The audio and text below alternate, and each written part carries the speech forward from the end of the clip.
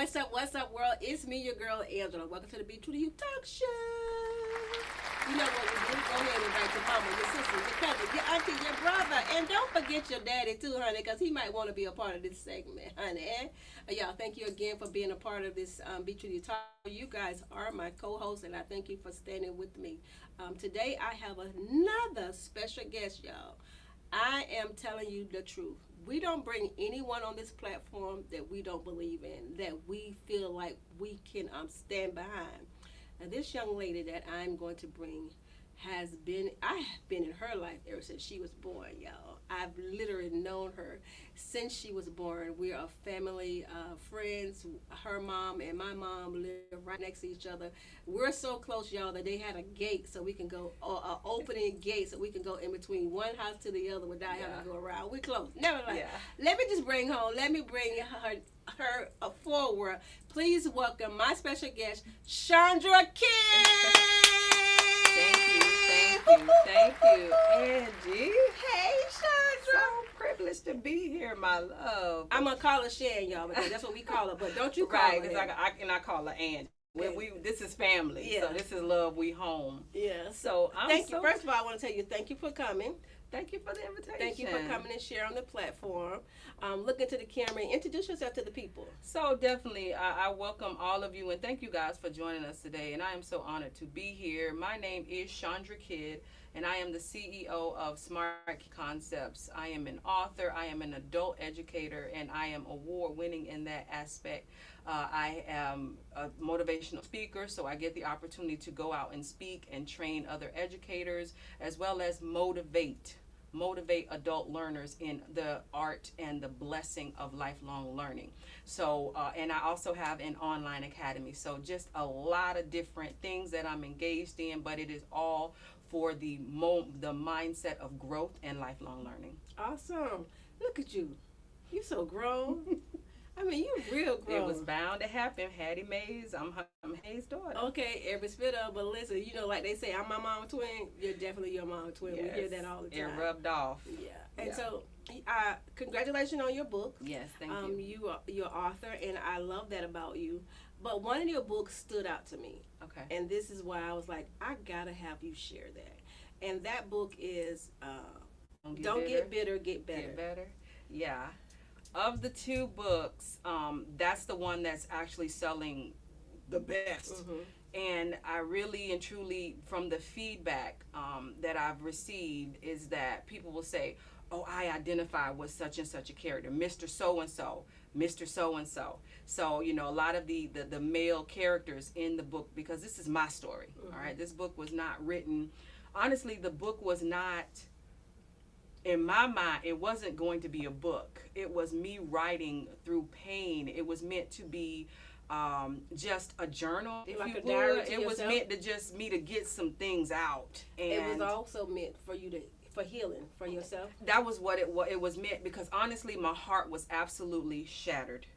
I was broken. I was in an absolutely unfamiliar territory, and I am not one to go out and just, you know, tell everybody my business. Not at all. You know, I'm the kind of person, I just keep it moving. I just get myself involved with something productive, and I just move forward through progress. Mm-hmm. But I could not sleep, literally could not sleep for 3 entire weeks. No matter how I laid there, I stared at the ceiling, I put on relaxing music, you know, I tried a hot tea, you know, everything. And I just couldn't sleep. And so one day I just say, you know what, let me just get up and just write something down. I got onto my computer and I started typing. And that one night I pumped out 3 chapters. And when I say it poured out.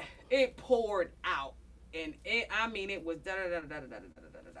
And then after I looked back and I reflected, and then I said, well, why don't I just go and do a little bit of, you know, add a little bit of research behind it. Let me see what are some strategies that I could, you know, add to this diary, this personal thing that nobody's ever gonna read. And I did that, and then before I knew it, it finished. And I literally wrote the entire book in 3 weeks, from start to finish because I couldn't sleep, because next thing I know, it got so into my bones that I was writing it on my lunch break. I was writing it when I was waiting for something. I was writing it while I was waiting for the chicken to bake or whatever. Any little moment I had, I was looking forward to getting back to it. It reminds me when you say it got so much in your bone. It's like Jeremiah said, it was like fire shut up in my bones. And so this thing was burning. It really was. And that lets you know it had to come out. It was necessary. Right. And at the completion of it, something said, now publish it.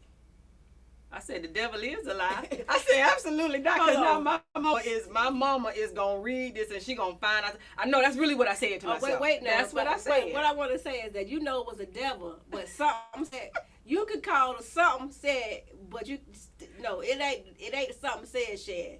It was the Holy Ghost. It was, but in my mind, because I was so resistant to the idea, I was like, no, no. Because now my mama gonna know about the boy I snuck in the house. Oh. Yeah, because I told it. When I say I told it all because it wasn't meant for anybody to read. Exactly. So you wasn't being selective of what you said. I said it all. You know how you say just running your mouth? I was running my mouth.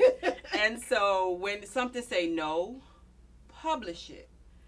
And so, you know how you're having a little tit-tat with God, you're like, all right. I said, look, Lord, well, I tell you what, I don't know how to publish a book. So what you gonna say about that, right? So that was my mind. I said, like, get off my back, Lord, get off my back. And then he's like, all of a sudden, after I jokingly said that, my friend called me, who's published a couple of books. She called me out of the blue and she says, hey girl, how that thing you got writing going on? I say, child, something said I need to publish, but I said, but girl, I'm not paying that thing. She said, oh, well, you need to do this. And she just started outlining the process. And I say, Lord, you funny.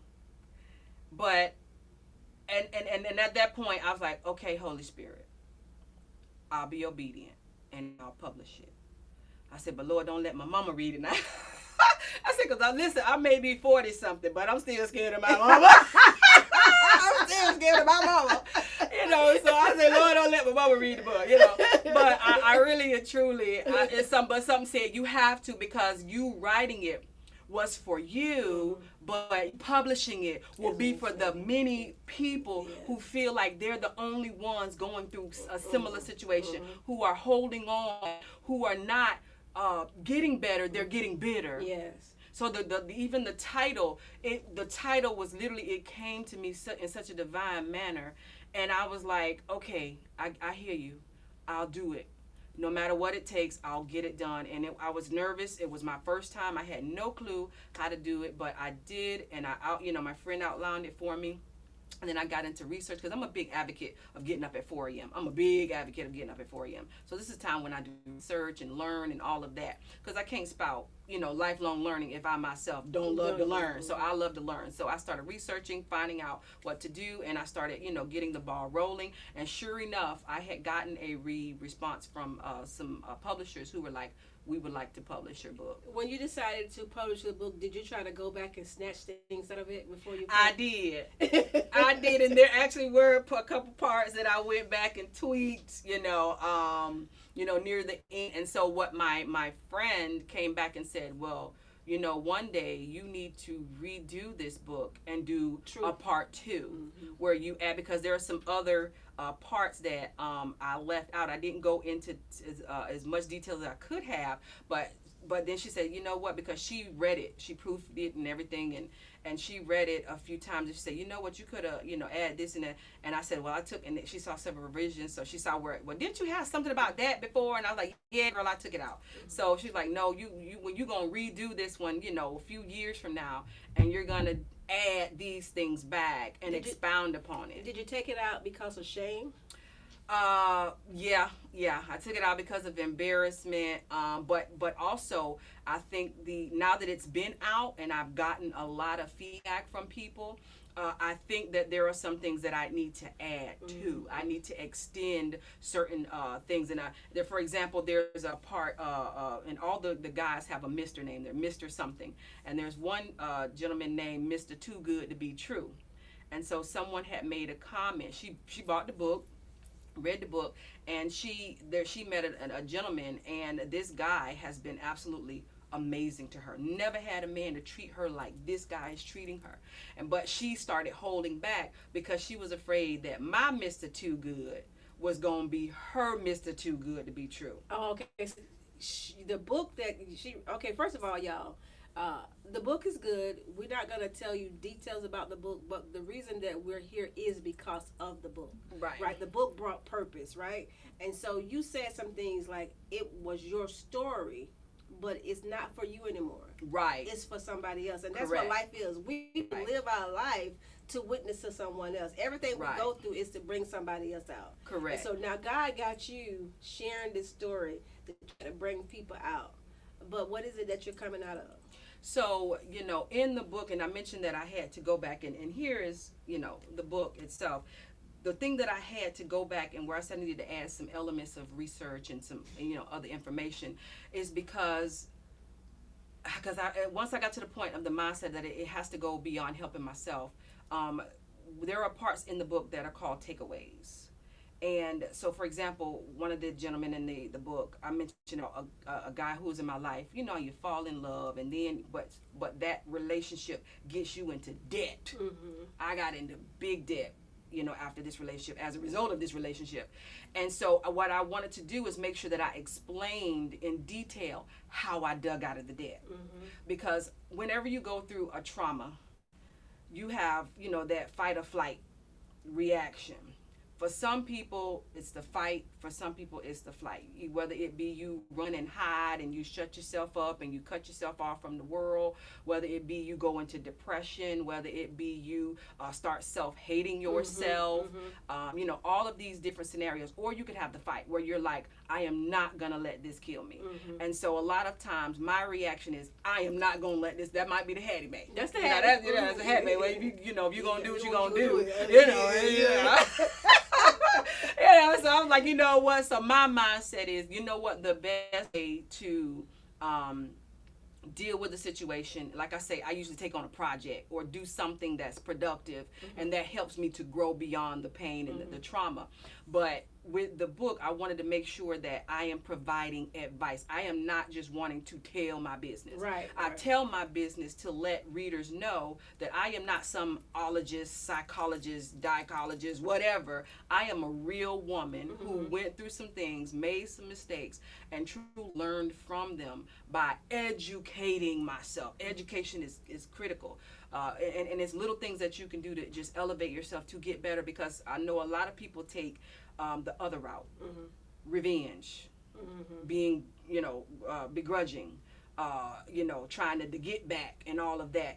And I talk about in the book, that way it takes you down a further hurtful path. Right. And so I've been able to, and it's been amazing that the amount of people, and the thing is because I truly am trying to help people, there are often times where I'm giving the books away, because it's not about becoming a millionaire. It's about really and truly helping someone. And so I am able to be a light to people who are hurting, but they just don't tell anybody, because we don't tell people. Yeah, what would you say to somebody like that who's going through, and maybe people may not get a full understanding as far as what brought you to the point of writing, right? What is it that brought you to that point? Really and truly, the hurt that I was going through, I just got tired of not telling anybody. I just got tired of always, because I am, oftentimes in my family, I'm the strong one. And people think, she ain't got it all together. She ain't smart. She ain't got education, and she's college, and she's traveled and all these things. And it just from the outside world, it looks like I'm just perfect. I'm a good girl, and I've always been the good girl and doing the right. And I just got to the point where I'm like, that's a lot of pressure. That's a lot of pressure to be the good one all the time. And not saying that I wanted to go be bad, but I just wanted to just let folks know that I'm not perfect, Mm-hmm. and I really messed up to the point where it could have really destroyed my life. Trying to be perfect costs you a lot. And it cost me a lot in my self-esteem. Right. It cost me, that's where it cost me the most, in my self-esteem, because I internalized it to think that I am always the problem, that I am falling short, especially when it comes to relationships and men. And then how do I overcome it? My overcoming was, let me move on to the next chapter. Let me accomplish something. And this is one of the reasons why I traveled. This is the reasons why I accomplished certain things, because I was going through something. So as a way to fix it, You ran from it. I maybe Yeah, ran you from ran it. from I it. ran from it, and even ran towards better, because I didn't want that anymore. I wanted to shift and pivot towards a different trajectory in my life. So that made a big difference for me. Which is a different, because a lot of people, when they in trauma, they trauma bond, or they cause that on somebody else.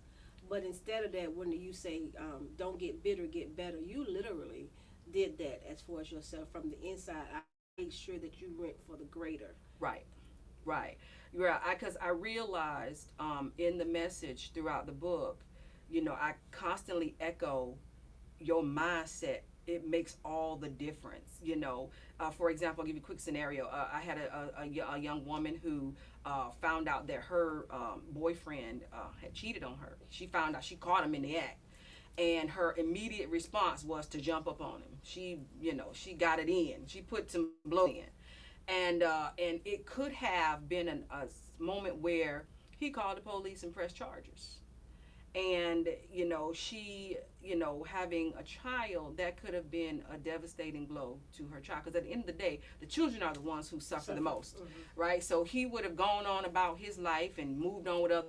She might have had who knows what charges, what scenarios, consequences as a result of lashing out in that way. But her child would have suffered most. So this book was an opportunity for me to say, no ma'am, don't do that again. Change your mindset.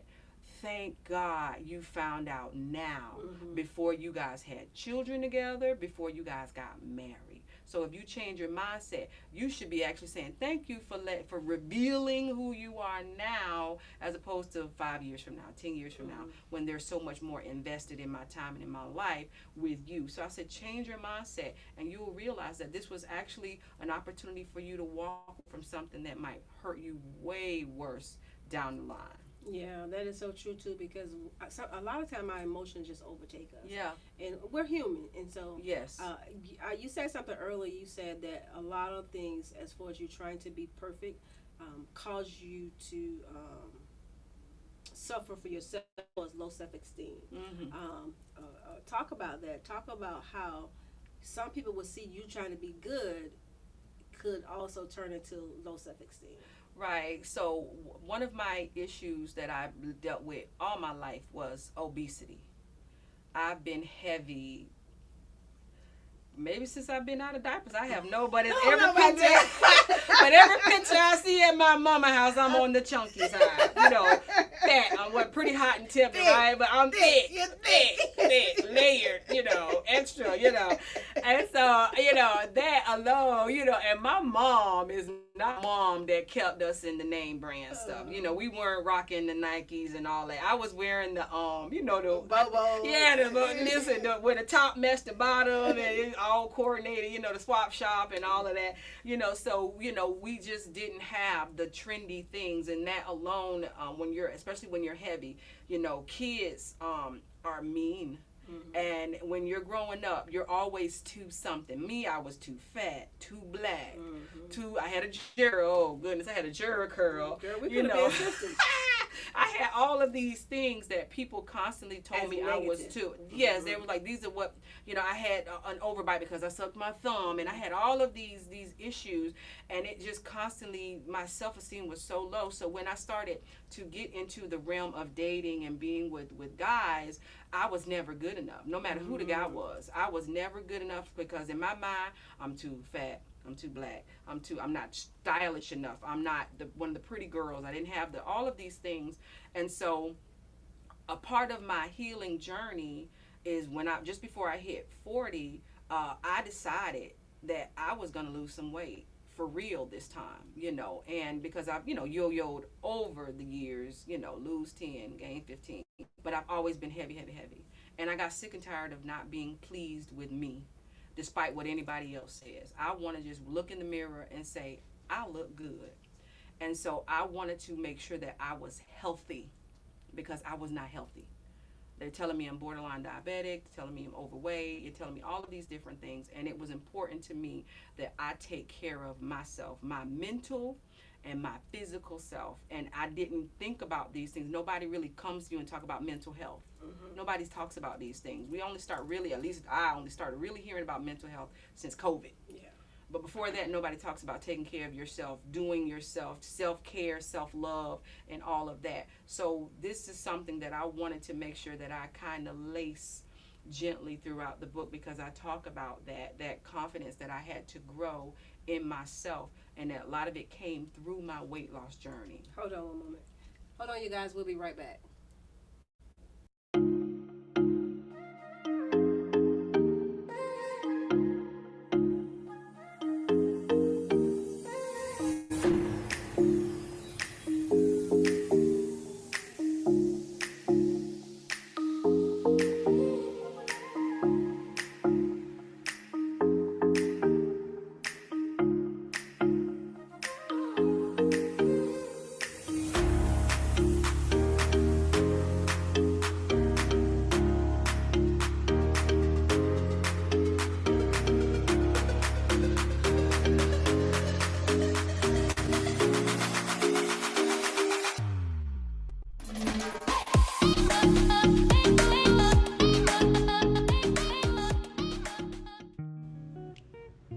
Hey, y'all. Hey. Hi, guys. You know, while we're here, we got something to say, and that's about July 18th and the 19th. 2-day retreat. You do not want to miss this, honey. We're going to teach you how to take your glam to the next level. We're going to pamper you. We're going to take care of your mind, your body, your spirit, and your soul.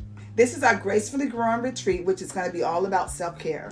And we're going to feed you. We're going to feed you Friday for our meet and greet. We're going to feed you breakfast. We're going to feed you lunch. And that is not it. And you do not want to miss Saturday night, the gala. And dress up, baby, because get ready for the camera, because you know how we do it. Okay. And it is only $125. That's right, $125. And you can get your ticket by Cash App and me at 954-298-0183. That is 954-298-0183. Or you can Cash App me at SD O'Brien, OBRIEN 66. Get your ticket, girl, because you don't want to miss it. Bye. Cancer Has No Boundaries annual event. The event is hosted by the Lewis sisters, Angela Lewis Warren, Sheila O'Brien, and Mary Lewis. The event is in honor of our mother, Willie Lewis, who beat lung cancer, and in honor of our uncle, the late Congressman, John Robert Lewis, who lost a fight to pancreatic cancer.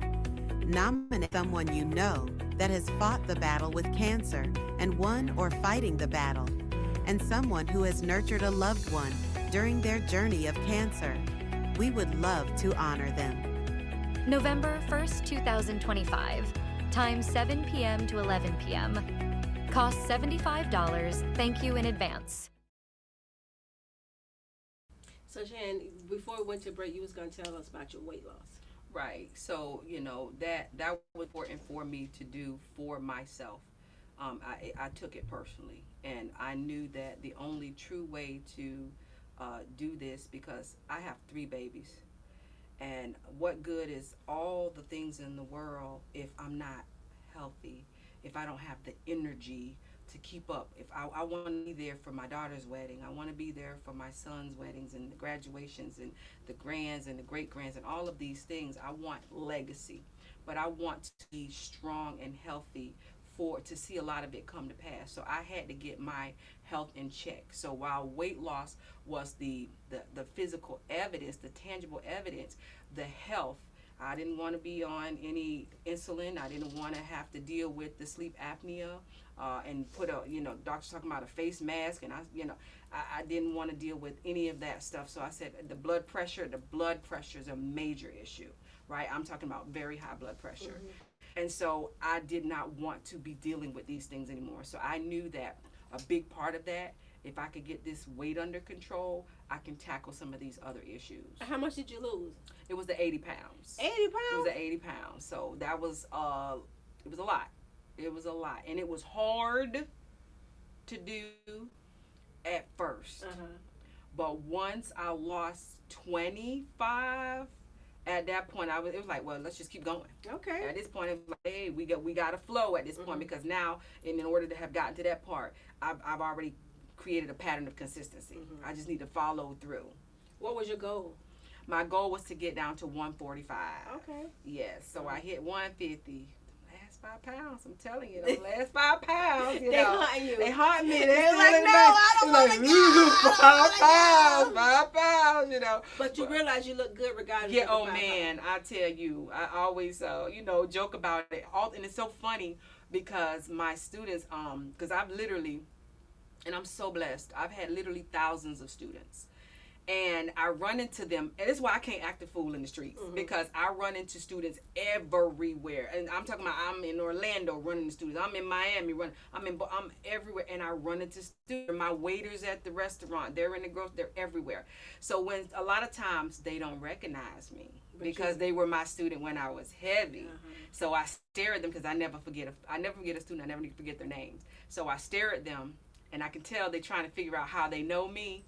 And I'll be like, you know, their name is Kydd. And they be like, yeah. And I was like, hey. And I'm like, hey. You know, and then it'll finally dawn on them, Miss Kydd. And I'm like, yeah. And they're like, you look so different. And so it's always a really great reaction when folks say, you look good. And then they'll say, oh, you didn't look bad before. You didn't look bad. Right, You didn't look bad. You know, fix Clean it. it You know, up. not that you look bad before, but you look really good. You look, and they say your skin glows, and you just look healthy. I don't remember you being, I don't remember. What size were you? I was I had got up to I was teetering mostly 18, 20. I had my heaviest, I was at 22. Really? Size 22. Yeah. Wow. Okay. So, okay. yeah. Let me just tell the people, don't come for her, okay? Because just because she said that she was not happy at the size of an 18, 16, or 22, that had nothing to do with you. You know, we're not trying to make you feel bad because you're okay with your weight, or if you have weight. What we're saying is that you got to do what's best for you. Right. It got to the point where I was 173 pounds. I didn't like it, and so I started getting weight loss shots, and I'm not ashamed of that. I got weight loss shots. And so right now, I don't exercise to keep the weight off. I exercise to keep my mind together. Right. And that's really a very powerful tool. You know, I know folks have all kinds of issues where they struggle to focus, but if folks would literally start exercising, you know, your mind will focus, because all of the blood and all of that adrenaline and all of that hard work that you're doing, it really motivates the brain. It really brings it to action. All those neurons are really firing off when in the midst of exercise. So I go oftentimes to the gym just because I need a new idea. And so that's where a lot of creative ideas are really being birthed, is on the treadmill. It's in the gym. It's when I'm pushing the lawnmower. Okay, Hattie. All right, yes, that's my mom and them, you know, cutting hedges and all of that. So that is the best place to be inspired, to be encouraged. You know, get you some music on that motivates you, and get on that and it could be walking around. And that's really not, and I want to say this, weight loss does not have to happen in a gym. It don't. The biggest weight loss that I achieved was walking around my community. And that alone was encouraging, because I noticed things and I've been living in the same neighborhood for over 16 years, but I noticed things that I never noticed before. And I got to say good morning to my neighbors, because I was up walking at 4:30 in the morning, and people started looking forward to seeing me. Listen, the power of 4 a.m. Yeah, I'll get up for 5:30 prayer, and I don't even do that every day. But when I get up at 5:30 prayer, but it's just it hard, is. The struggle but, is real, and I have to actually say, in this other book that I wrote, Go Back to School and Get Better. I actually talk about that in detail, because a lot of folks who struggle with going back to school, if your class is in the morning, they struggle with getting up to get to class. And so I talk about how to get your body correct, how to, because I am really big advocate of the power of 4 a.m. You know, something about 4 a.m., not 5, not 6, 4 a.m. because 4 a.m. is a sacrifice. And people say, well, how do you get up at 5 a.m.? I say, well, I get up at 5 a.m. because I changed my mindset at 4 a.m. because I changed my mindset. People see 4 a.m. as, oh man, I got to get out of bed for, how I'm going to do. But I look at 4 a.m. as my me time. At 4 a.m., the world is quiet.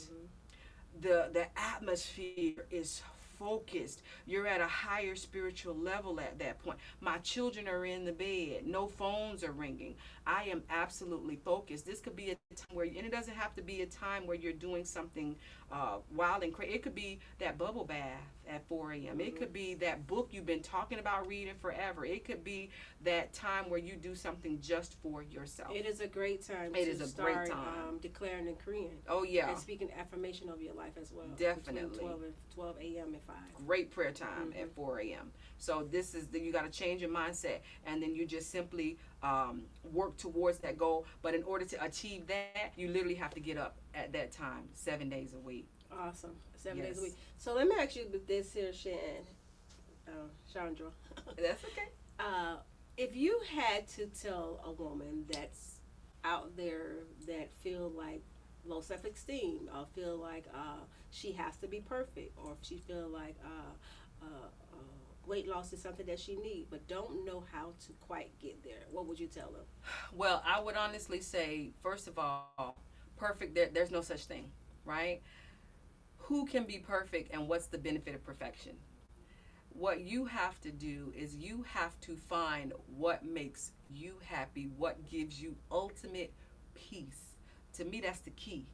Peace and joy and purpose. If you discover these things, you will be happy. You may not have the biggest house on the block. You may not have the fanciest car in the driveway. But if you have peace, you have achieved something amazing, because a lot of people have not one, but 5 cars in the driveway. They have a 5, 6, 10 bedroom house and absolutely no peace. And so they have no joy. So they don't really have a good life. They got good stuff, but they don't have a good life. So when you deal with your self-esteem, you have to ask yourself, what is it that will provide me the greatest peace in my life?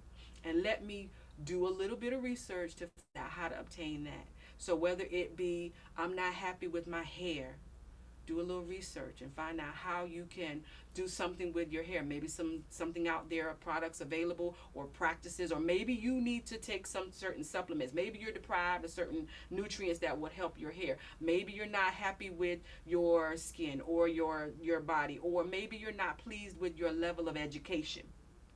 Maybe you don't feel like you know enough to be successful in certain areas. You have to change your mindset and find what works for you, because what works for one doesn't work for everybody. And what you got to stop doing is comparing yourself to everybody else. That's real. Yeah, even if they got the 5-bedroom house, you don't know what's in those 5 bedrooms. You don't know what it took to get them 5 And that's bedrooms. what I'm saying. So, we have to be careful even what we pray for, because if you pray for $1 million, if you're not prepared for $1 million, you'll have $1 million for a little while, but you might end up in more debt before you had $1 million. So everything you want in life, including high self-esteem, you have to not compare yourself. And don't let anyone else bring up your mistakes, because people will do that in a quickness. They will bring up all the mistakes you make. So you have to find ways to separate yourself from people who bring down your self-esteem, because it is like poison. Yeah. And so when we go to Don't Get Bitter, Get Better, what was the price worth it? So say that again. Was the price worth it? The things that you went through, was it worth it? Yeah, it was worth it because of the takeaways. So after every chapter of the book, there's a section called the takeaways. And the takeaways are the lessons that I learned.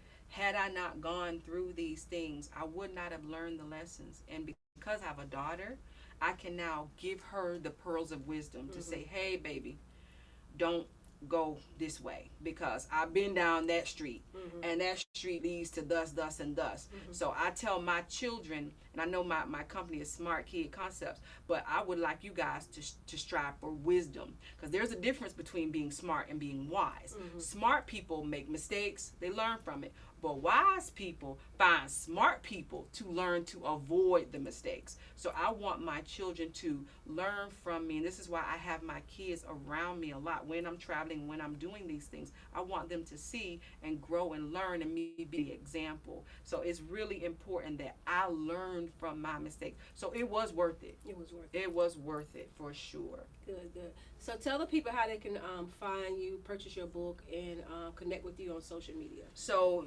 if folks want to, I have social media. I have Facebook. I am on Instagram, YouTube, big following on YouTube because I create a lot of content, a lot of for lifelong learning, how to help people go back to school, specifically adults, how to help folks get their school diploma and so forth. But they can find me. My website is www.smartkidconcepts.com. That's www.smartkidconcepts.com. What I love about this too, as I listen, you're an educator, and you're taking your personal struggles, your personal loss, and you're really turning it into education, because you can tell that education is your first love.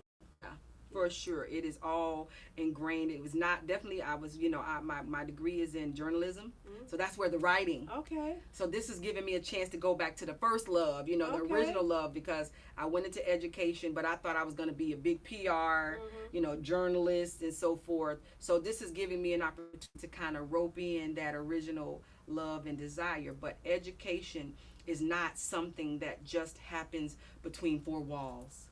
It is everything that happens to you and how you respond to it. Your life. Yeah. You learn daily. You learn all the way through different modalities. Even folks watching this podcast, this show, they're able to learn something from you. They're learning something from me. This is school. They're in school right now because they're learning something. That's what education is all about. You learn it through YouTube. You learn it through conversations. You learn it through mentorship. You learn it through experience, because that's what education is all about. Yeah, you said one thing while we were talking off, and I want you to talk about this. You said trouble is magic. Mistakes are magic. Mistakes are magic. Yeah. So with that, that's going to be a series of books that we're going to produce for young people. Okay. Yeah, because we, my creative director Carrie came up with this concept, Smart Kid Concepts. See, this concept to because the message that we're talking about, get better, because that's the theme of Smart Kid Concepts. Get better in all aspects, not just going back to school, because school is all throughout life. But she said, what about the young, because her background is elementary education. And so she's seeing what the kids are going through. And she's like, Chandra, these babies are going through some things. And I have my background in middle school education. I was a middle school educator for years. And I thought about it and I said, you are so right, especially at the middle school level. They go through a lot mentally and emotionally. That's a very, very tough situation in middle school. And she said, we need to help write something for these young people because their self-esteem is really low. They're engaging in a lot of things, then they're being exposed to a lot. They're putting themselves in a scenario that they ought not to be at such young ages. Because they want to be accepted. They want to be like what they see on social media, a lot of it. Exactly. And they want to be a part of the in crowd. They want the followers, and they're willing to do things that are not good to get the likes, which might even hurt them even when they become an adult. True. And they don't see it, they don't know it, they don't think that way, because children can sometimes be impulsive. Yeah. And they feel embarrassed. Adults can be impulsive. That is true. Yeah. That is true. But we can sometimes really make our lives a little bit more difficult. So she said, let's do this. And I said, one of the things that she said was, we're going to do a book that says mistakes are magic. And I was like, yeah, I like that. I said, yeah. When she said, I was like, let's do it. And I'm very like, let's do it. That's just kind of how I always like, let's get her done. Let's do it. So when she said it, even though our focus has always been adults education and lifelong learning, when she said it, and I was like, we're going to make it happen. Hey, the word said everything works together for your good. That's it. I said, I see a need, feel a need. That's it. So if we can help someone, doesn't matter the age, let's do it. Let's do it. You ought to get that branded. Let's do it. Nike's got just do it. Yeah. You can have let's do it. Okay. Well, normally I say no grit, no glory. Okay. No grit, no glory. So no pain, No gain. No gain. So For I get sure. that. So you're glittering, honey. Yes, You I'm glittering. Listen, God is doing some things, and I am excited to just sometimes bask and just observe and say, God, you doing that? Because you don't went all to in the California midst. for Yes, Los Angeles just came from Los Angeles, the LA Times Festival of Books. Did a book signing there, which was marvelous, very going to encouraging. London? And going to London. come through. Yes, You better go. You're gonna ma'am. be Dr. Kydd in a minute. Yes, and I've done had an opportunity to do quite a few speaking engagements, quite a few speaking engagements around the community and book signs around the community. I'll be at Barnes and Noble soon. We're trying to make that happen. Okay, y'all stay tuned. Yes, Fort Lauderdale, Barnes and Noble, because people kept, when you gonna be local? When you gonna do a book signing local? And I was like, you're right. I got to take care of the house, right? Oh, so you never did a book signing? I never did a book signing. Okay. No, I never did a local book signing. Well, no, let me rephrase that. I never did a big book signing. Okay. I've done some in, like, I did one in Pompano, like really small, but I'm ready to, like, okay, now we're doing LA, we're doing UK. Okay, let's do it. Let's do let's do SoFlo. We gonna put SoFlo on. We gonna put Lauderdale. Okay. Because this is home. Yeah. You can't do better for the neighbors and don't do good at your house. How to do better. Yeah. Okay, get better, do better. Okay, don't be Yes. bitter. I love that. I don't know why. That's just, don't be bitter, get better. Yes. And so often we do, we be bitter and we don't understand the bitterness will only hurt us. We wanted to hurt others people, but that bitterness will literally overtake you Yes. and destroy you. So we don't want that. Shan, thank you so very much for sharing on our platform today. We're so Yes. grateful. Before we end, do you have anything you want to leave with the people? Yes. I just want to just really once again express how important it is that no matter what you're dealing with and what you're going through, everything is a season, a chapter. You always get an opportunity. When you wake up in the morning, you have a chance for the page to turn and get to the next chapter. What you want to do is learn from anything that's happened in your life and find out how you can get better, because nothing really destroys you unless you allow it to. It's all in how you see it and you look at it through your mindset. So change your mindset, and the things that you think really hurt you might have been a bit of a blessing. Mm-hmm. It gave you an opportunity to get out of chapter 6 and move over into chapter 7, because chapter 7 is going to be a good chapter. It's good stuff. You got to get to chapter 7, but you have to do your best to just survive, and not only survive but thrive. Mm-hmm. And when you do that, you will now become a light, and someone is always watching you. Period. So you will be the person where everybody say, is that so and so? Well, I thought such and such happened in their life, but yet you're growing and you're elevating. That is going to inspire people you may never even meet. Awesome. Oh, yeah. Thank you. Girl, you heard me. Don't get bitter, get better. Follow Shan. You won't be disappointed. Stay tuned for the book signing. And make sure you do what? Support. Sharing is caring. So share this broadcast. You can send us some stars too, y'all. We greatly appreciate it. And we'll see you back here next Monday at 7 p.m. Remember, in everything you do, always be true to you. I love you and I mean it. Bye.